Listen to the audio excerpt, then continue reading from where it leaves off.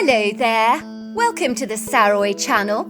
How are you doing tonight? I hope you're very well. Loads and loads of love to each and every one of you. And don't forget to go and get yourself a lovely hot cup of cocoa, tea or coffee, or perhaps something icy cold, because I've got a fabulous story for you tonight. But before we get started, don't forget to subscribe to the channel, click the notification bell and the thumbs up, and let's get started with tonight's story. Dear Sarah and all your lovely listeners, my name is Claudia and I grew up in a beautiful country home in close proximity to the charming, very cosy mountain town of Ketchum, with my grown-up half-sister Gladys, who was my father's daughter from a previous marriage, and my younger brother Gerald. Ketchum is situated very close to Sun Valley Resort in Idaho, long revered for its phenomenal and exciting ski slope areas at Bald Mountain, and of course the more gentle slopes at Dollar Mountain. Sun Valley is home to the world's first chairlift that was installed on Dollar and Proctor Mountain in 1936, which put Sun Valley on the map as a ski resort. Our area is filled with miles upon miles of glorious mountain trails, equestrian routes, and wildflower-filled meadows, ablaze with all manner of pretty flowers in mauves, pinks, and purples and blues. There are very well-marked trails from town, offering pathways up Proctor Mountain for spectacular views over the glorious valleys. Growing up in this part of the world was an extreme privilege, because you're surrounded by so much incredible beauty, and I hope I have never taken it for granted, as from an early age, hiking, fishing, riding, mountain biking, exploring, camping and horse riding were a quintessential part of our lives. My mother worked as a doctor in town locally, and my father was recruited to take tourists on horse riding trails around the Ketchum area. He invariably told us the most phenomenal stories of all kinds of amazing people he met from all over the globe, like Sweden, Norway, Australia and Africa.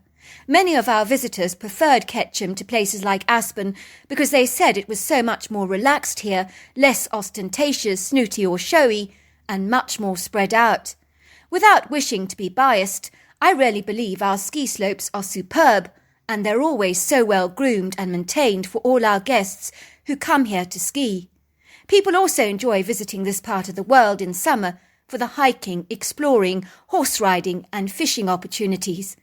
Our symmetrical whitewashed farmhouse is nestled in an idyllic, awe-inspiring setting, flanked by statuesque mountains at the rear and quaking aspen trees on its right-hand side. And then on the left-hand side, there is a large field of sagebrush that eventually opens out into a heavily wooded area, where there are tiny little streams of gushing water that meander through this woodland stretch, filled with crystal-clear, sparkling water. My first ever experience with a Bigfoot happened in 1998, when I was about 8 years old, and Gerald, my brother, was about 7.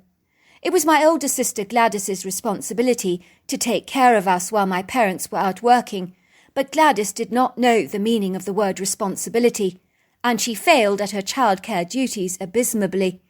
At 17 years old, she was always on the phone giggling and joking with her boyfriend, and was easily distracted, so much so that we could pretty much do what we liked without Gladys even batting an eyelid or even noticing a single thing. Without wishing to be nasty, Gladys was quite unequivocally the world's worst babysitter. Her inability to notice what we got up to meant that we had free rein to do almost anything that we wanted. On one occasion, my brother and I used our acrylic paints to paint pictures all over our bedroom walls of ducks and fish and houses and people, and Gladys tried to cover the evidence up for my parents by claiming that we hadn't painted the murals under her watch, and so, of course, it wasn't her fault. One day, while Gladys was otherwise preoccupied, my brother and I had run through the sagebrush and were chasing each other around the wooded area, screaming with delight at the top of our lungs with words like, "You can't catch me! Catch me if you can!" I remember I was running away from my brother along the trail across a little rocky pool of water from the stream. I slipped over some jagged rocks, falling very hard on my knees, and I began to howl like a baby because it hurt so very much. I admit in those days I was a huge wimp. All of a sudden, this very large bear ran out of the woods towards me and immediately lifted me out of the puddle, bending over to study my grazed knees, where the skin had broken and it was bleeding. I was gladdened and chuffed by the attention that the bear was devoting to my grievous injury, and she was so much nicer than Gladys would ever have been. My sister would have reacted with so little sympathy and would have probably told me to stop being such a great big baby and to go and get a plaster for myself. However, this nice bear was making such a fuss over me and was so attentive to my injury. She whistled while she began washing the blood off my graze from the spring water in the puddle. I was amazed that the bear had a human-like face and bright brown eyes that looked at me warmly, as if to say, "I'm going to make it all better for you." I stopped crying immediately and just stared at her with wide, curious eyes. And before long my brother had joined us in a nonchalant way, as if meeting a bear like this was perfectly normal. I think he was also enamoured and enthralled to see the bear fussing over us. As for a child, an oversized walking teddy bear was not beyond the realms of impossibility, or the paradoxical, as we were open to believing in things that adults would dismiss as fictitious or inconceivable. For as small children, there were no boundaries between the world of fairy tales and the natural world, as we were open to strange, infeasible experiences that we considered normal, for in our childlike reality there were no limitations. The very nice bear glided away for a moment, returning with some leaves which she rubbed on my bloodied gash, and I remember the pain just dissipated like magic, and I began to giggle. "It doesn't hurt any more," I said happily. The bear then very methodically and skillfully placed a few leaves over my injury, and wound some twine around my knee to make a makeshift bandage. I remember thinking it was so cool to have a bandage made from leaves. Gerald became so begrudgingly jealous that I had a leafy green bandage and he did not, so he began to cry bitterly because it wasn't fair as far as he was concerned. The bear seemed to understand his sorry plight and immediately gave him a bandage on his knee as well, and we proudly returned home with our leaved plasters tied together with twine, hobbling along as if we were in pain, hoping to draw attention to ourselves and to our fabulous plasters. As to be expected, Gladys was otherwise preoccupied, so much so that she barely noticed our bandaged knees. She was so wrapped up and engrossed with talking to a friend of hers on the phone. I never understood why my big sister would talk to her boyfriend and then phone her girlfriend to tell her everything her boyfriend had said to her on the phone, as if analysing the conversation through a microscope. It never made any sense to me at all. My big sister was very strange as far as I was concerned. When my parents were away, it was like Gladys became superglued to that telephone. But when my mother returned from work, she acted as if she had been babysitting and watching over us intently. Gladys knew how to pull the wool over my parents' eyes with her guileful techniques of persuasion. My mother would thank her profusely for taking such great care of us and promptly reward her with a huge wad of cash for all her trouble.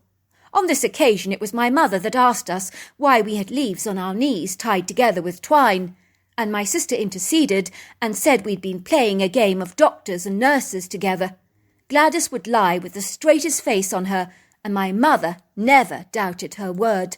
I promptly told my mother that it was a bear in the woods that had attended to our wounds, and not Gladys, and my mother laughed. "That's very nice, dear," she said. "It must have been a very nice bear." She then turned around to Gladys and said, "You never cease to amaze me, Gladys, how adventurous you are with the children. I like the leaf bandage idea. It's such a creative touch, and awfully imaginative of you. You are clever." "Well, I've always been creative with kids," said Gladys.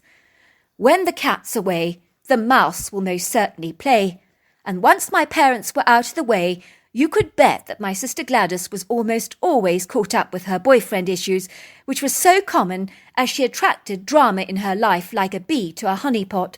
I always remember her conversations went something like this. "I never told her you were a loser. She was lying to you. I think she's just jealous because we've been together for 6 whole months. No, I promise you I'm not lying. Of course I like you." Then we would hear her on the phone reprimanding her girlfriend. "Why did you tell him I said he was a loser?" "Of course I like him. I was just having a bad day, that's all. Why did you have to tell him that?" My brother and I would stealthily sneak past my sister in the entrance hall and run through the sagebrush towards the wooded area to see if we could see the bear with the human face, and we were rarely ever disappointed. We would sit by the stream while the creature would play with our hair, braiding it into hundreds of tiny braids and tying the ends up with twine. My brother and I adored it when she played with our hair, as it was like having a head massage. It was so relaxing. As the bear braided our hair, she whistled lovely tunes to us that incorporated bird tweets and warbles, and you would literally have believed you were listening to a vast range of birds in the forest. Sometimes if we heard a bird tweet, she would copy the bird exactly and try and teach us to do the same. She could imitate a coyote, a dog, an owl, a turkey, and a pig to perfection. She was brilliant. We both taught her to say our names, which she did with little difficulty. When we asked her what her name was, she pointed to the acorns, so we called her Acorn. I assure you that after spending hours in the wooded area with Acorn, when we did eventually return home, Gladys was still in the entrance hall, on the phone, and hadn't even noticed that we had gone missing. When my mother saw our hair braided in hundreds of braids, she was exceedingly impressed with Gladys for spending so much time playing with us, and once again applauded my sister for her patience, and ended up giving her more money for her trouble. When my brother and I were older, we didn't really see our bear friend Acorn anymore. Obviously by then we had realised with the advantage of maturity that she wasn't a bear, and considered that she was like a human that was covered in hair.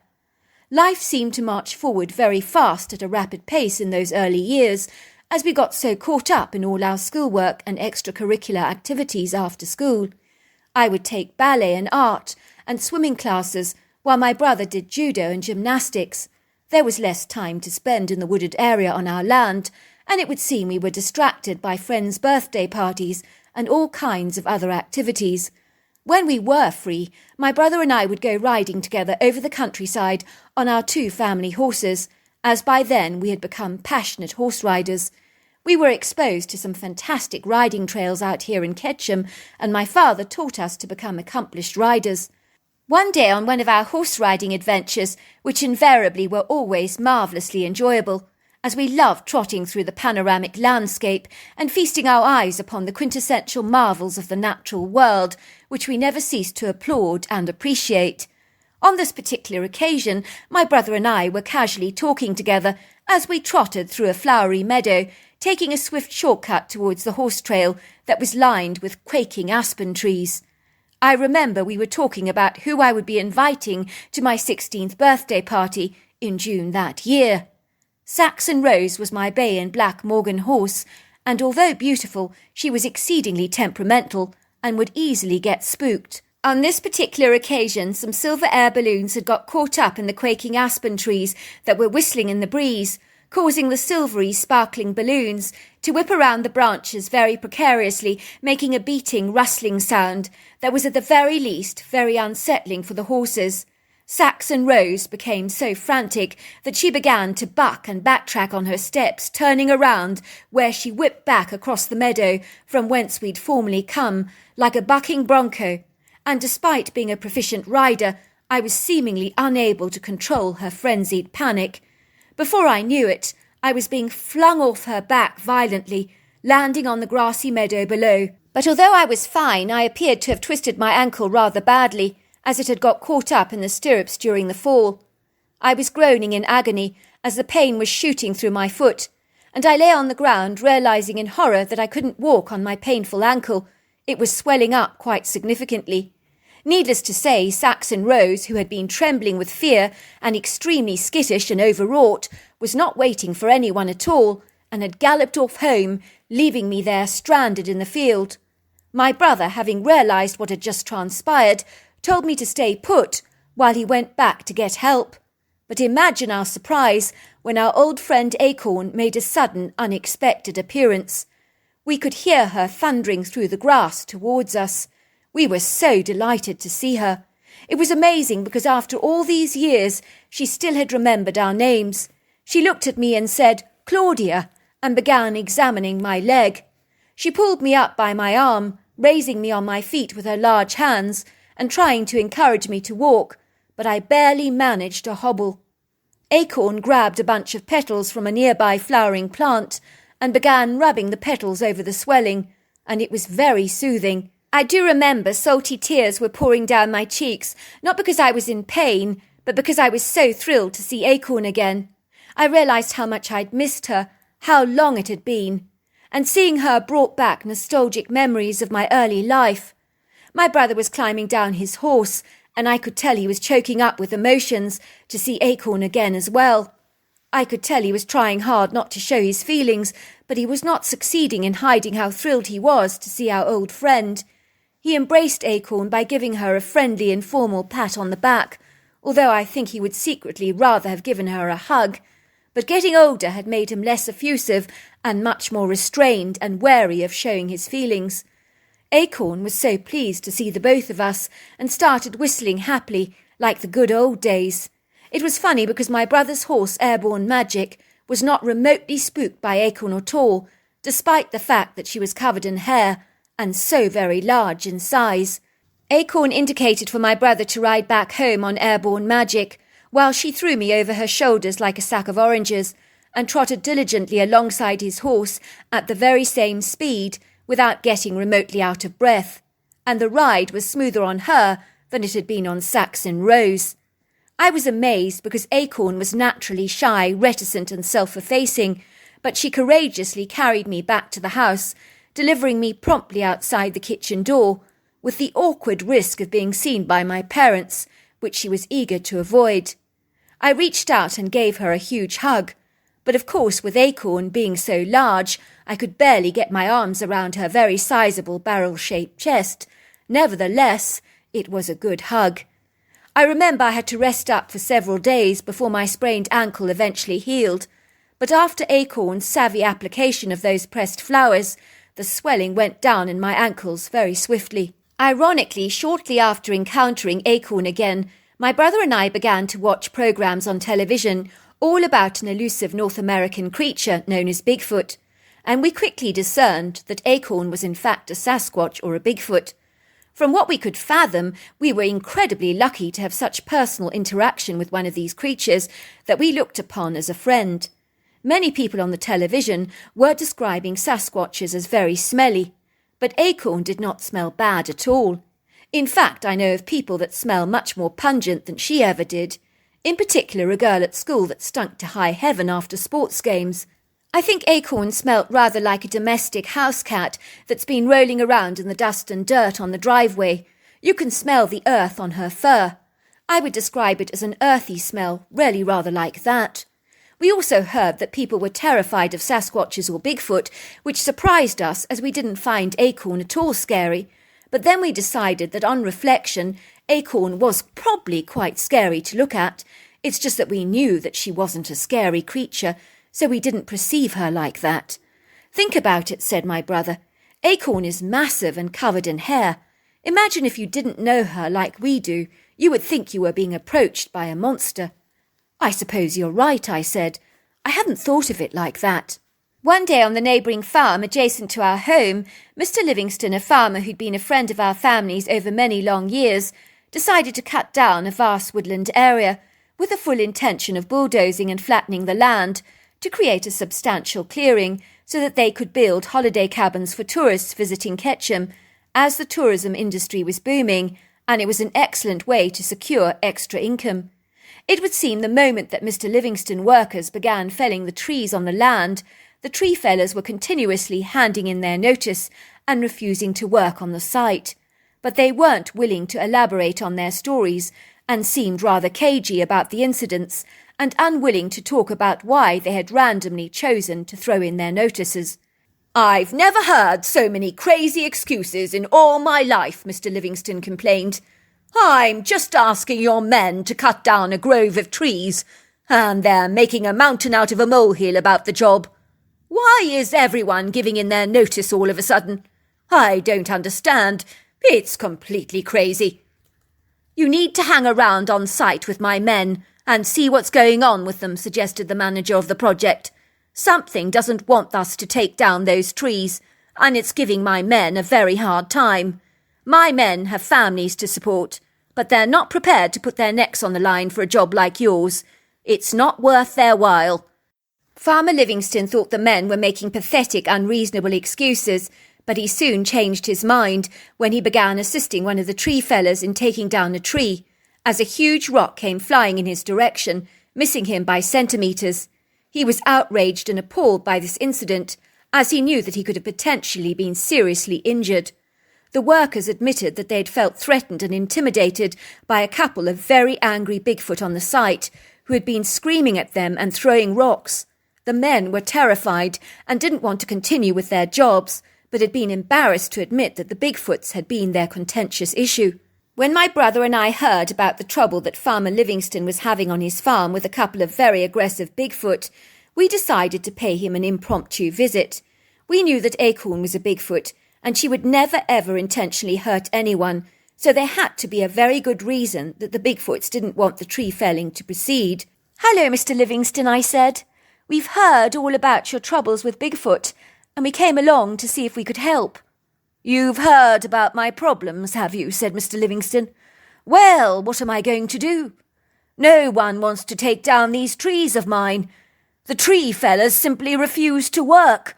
I've had such huge plans for the cabins that I wanted to build here, and my dream is all coming apart at the seams.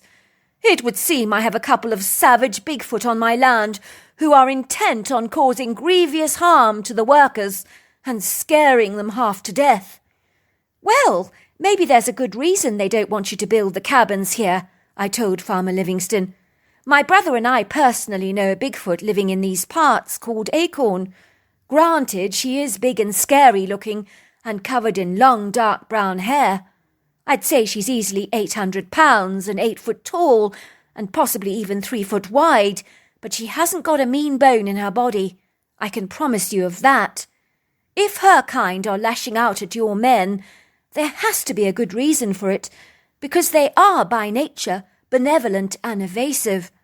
So much so, in fact, that we don't even know the members of Acorn's family. That's how quiet and shy these creatures usually are. Acorn's always been friendly towards us, but she befriended us when we were very young, and I think that makes a difference." Farmer Livingston looked at me with a befuddled expression on his face. "You mean you're friends with a Bigfoot?" he said, looking absolutely appalled. "If I had my way, I would kill the whole lot of them. Do your parents know about this?" "Absolutely not," I said, "and I would never tell them either, because they would never understand such an incongruous friendship." "Well, maybe you can find out for me why these Bigfoot are causing me so much grief. It's despicable that these creatures are trying to harm my workers." "We'll try to find out what's going on," I assured him. "Last time I saw Acorn was about 2 months ago, after I fell off my horse, and she helped me get back home safely. My brother and I will call her and see if she comes to us, as she knows her name. But she may not be there, because Bigfoots do move around from place to place all the time." When my brother and I returned home, we ventured out to the wooded area on our land, where we'd first encountered Acorn when we were very small, and we called out her name. Imagine our incredible surprise when we could hear Acorn's heavy footfall, along with her familiar whistling, and we knew she had answered our call.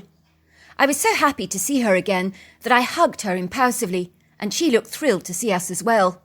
And then I pointed to Farmer Livingston's farm and began to mime men taking down trees and having stones hurled at them by her people. I could see that Acorn knew exactly what I was saying, and she became animated and frustrated because she couldn't articulate what she wanted to say in words. She began to draw vigorously in the ground, and from what I could discern by her drawings, she was saying that generations of Bigfoot were buried in those woods, and they didn't want the graves of their people decimated. When my brother and I went to visit Mr. Livingston, we told him what Acorn had revealed to us about the wooded area on his property, and we were surprised by his generous reaction.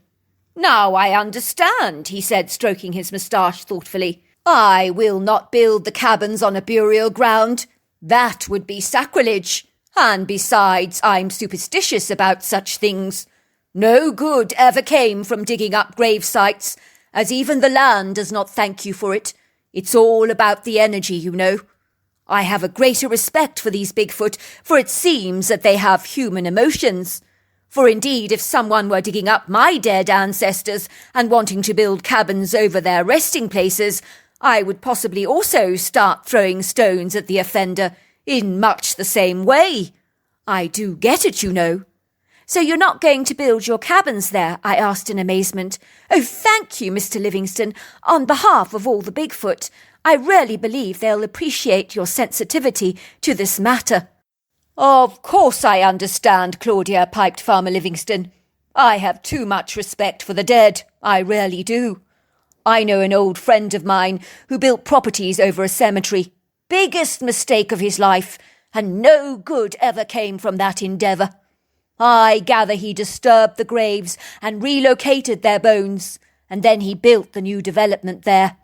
I learnt that those houses were perpetually haunted, and people who lived there all died in mysterious circumstances. Finally, a fire broke out mysteriously and burnt down all the houses to the ground.